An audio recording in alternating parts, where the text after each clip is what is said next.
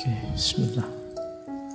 Assalamualaikum warahmatullahi wabarakatuh. Nah, yang terakhir tentu saja banyak hal yang penting terlewatkan hanya untuk hal-hal yang tidak penting. Ini juga perlu jadi perhatiannya teman-teman. Ini dampaknya. Jadi arena hidup kita hari ini yang mengundang kegelisahan moral tadi agak berat. Kita berhadapan dengan mass mediated reality, kita berhadapan dengan situasi sosial, ekonomi, politik, budaya, agama, komunikasi yang perlu dibahas lagi. Ada banyak yang menggelisahkan. Saya tidak bilang semuanya begitu, tapi fenomena semacam ini mulai bermunculan. Baik, nah kegelisahan tadi, kalau melanjutkan Freud tadi, kadang-kadang memicu orang melakukan ini, defense mechanism. Jadi defense mechanism itu orang tidak menyelesaikan masalah, tapi kemudian mencari pelarian dengan caranya sendiri dari masalah. Hari ini banyak. Yang saya bilang tadi, masalah-masalah tadi, bukan tidak disadari loh. Sangat banyak orang yang sudah sadar. Wong seminar-seminar tentang ini kan sudah di mana-mana dilakukan.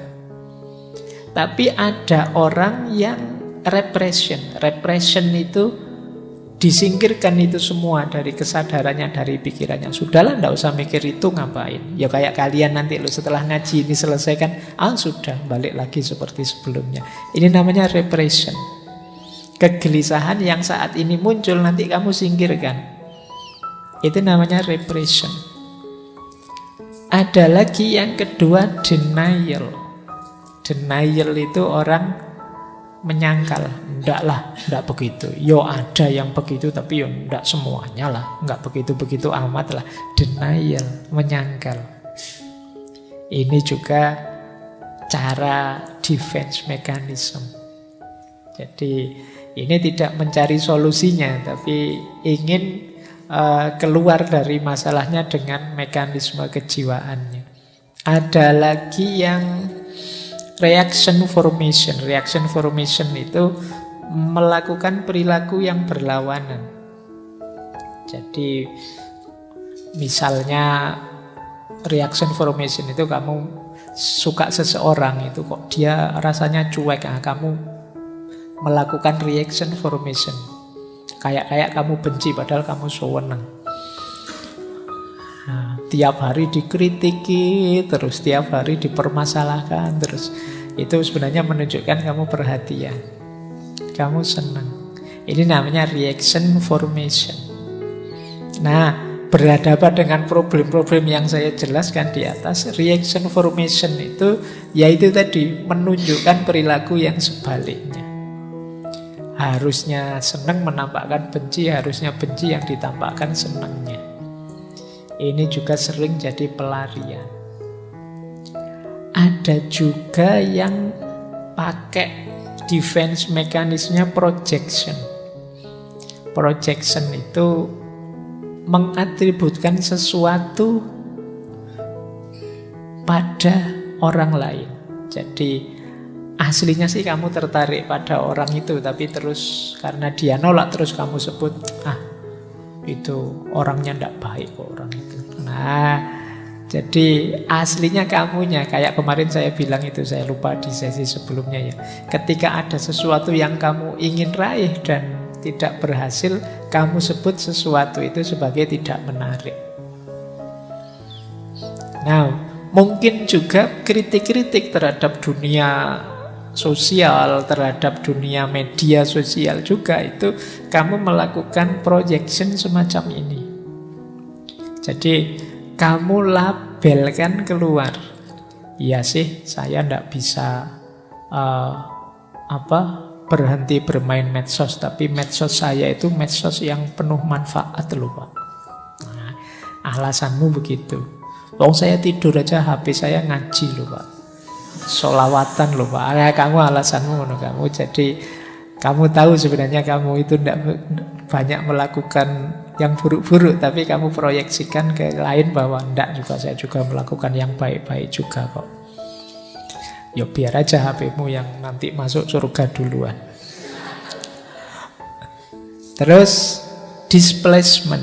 Displacement itu mengalihkan dorongan pada yang lebih lemah. Ini displacement. Saya pingin sih Pak untuk menyelesaikan problem, saya tidak terikat HP, saya medsosan yang baik-baik saja. Tapi kan tugasnya pemerintah Pak itu untuk blokir-blokir untuk itu. Saya tinggal jalan saja. Ini namanya displacement. Ada sasaran tembak yang mudah, yang membuatmu jadinya tidak bertanggung jawab. Ya salahnya sendiri Pak. Harusnya kalau tidak boleh ya diblokir saja. Kalau masih ada ya saya main. Nah, ini namanya displacement nantinya. Kamu melarikan diri dari problemmu. Ada lagi regression. Kalau regression ini mundur sebentar. Ya sudahlah Pak, saya tidak main HP lagi, tidak main itu lagi. Tapi yo untuk komunikasi kan tetap Pak. Nah, nanti biasanya kalau sudah begitu balik lagi. Awalnya sih niatnya komunikasi. Nah, itu saya tidak main aneh-aneh lagi, pokoknya HP itu. Itu biasanya tidak bertahan setengah hari. Begitu ada iklan FYP, kamu sudah gatel, ingin buka sudah. Nah, itu namanya regression. Ada lagi sublimation. Sublimation itu mengalihkan. Jadi, wah, saya gantilah biar tidak asik main HP terus. Tak ganti sepedaan lah, tak ganti berkebun lah, tak ganti apalagi berternak lah, semoga lah macam ini namanya disublimasi. Kayak kemarin waktu pandemi kan kalian aktivitasnya kurang, diganti apa saja untuk ngisi waktunya. Biasanya ya tidak tahan lama juga. Wong ini defense mekanisme melarikan diri dari masalah sebentar. Dan yang terakhir ada rationalization. Rationalization itu ya kamu mencari argumen-argumen untuk membenarkan sebenarnya kamu itu salah. Kita kan sering pakai argumen, oh yang kayak begitu kan manusiawi Pak. Manusia itu memang begitu Pak. Nah, jangan lupa manusia itu fitrahnya lengkap. Jadi fa'alhamaha fujuroha wa taqwaha. Manusia itu mau takwa bisa, mau fujur bisa. Jadi kalau sekedar yang alami dari manusia, kadang-kadang yang alami itu juga banyak yang negatif. Jadi kita itu punya sisi negatif, juga punya sisi positif sebagai manusia. Baik. Nah, ini defense mekanismenya. Oke. Jadi itu problem-problem kita.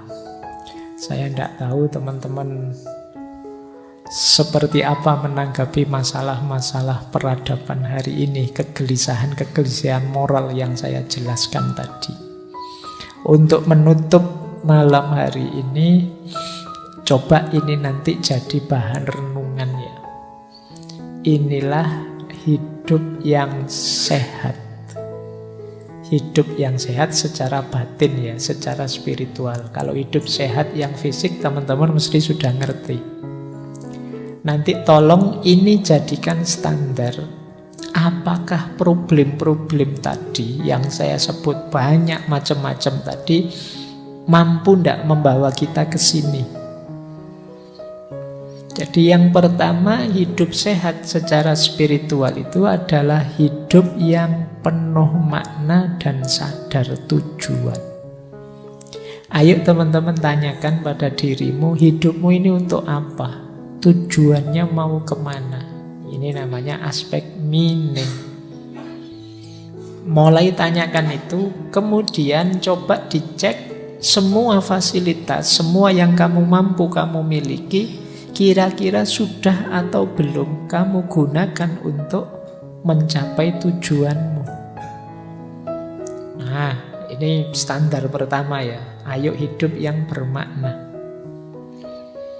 Bukan berarti kamu tidak boleh main HP, tapi HP-mu mendukung nak. terhadap kebermaknaan hidupmu dan realisasi tujuan hidupmu. Yang kedua, value. Value itu hidup yang menghargai kepercayaan dan tatanan. Hidup yang punya standar. Ini baik, ini buruk, ini indah. Kalau itu tidak. Ini namanya value. Kita diminta untuk hidup ini punya nilai. Biasanya untuk punya makna itu harus ada yang bernilai. Apa sih nilai-nilai yang kamu unggulkan, kamu pegangi dalam hidupmu? Agama kah? Persaudaraan kah? Kemanusiaan kah? Atau apa? Kalau sama sekali tidak punya nilai, hidupmu tidak bermakna. Rasionalitas kah? Atau kekayaan kah? Atau apa? Itu namanya value, nilai. Oke. Nah, yang ketiga, transenden. Transenden ini kesadaran bahwa ada dimensi hidup yang lebih tinggi dibandingkan hidup yang kita jalani sekarang.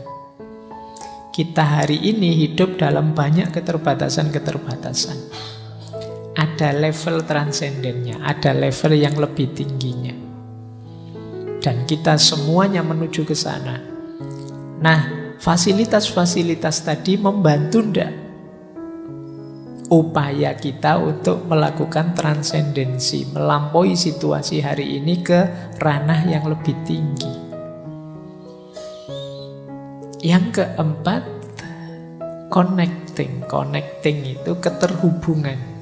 Kesadaran kita bahwa segala tujuan, makna, nilai, dan upaya transendensi tadi tidak mungkin kita jalankan sendiri tanpa keterkaitan dengan orang lain.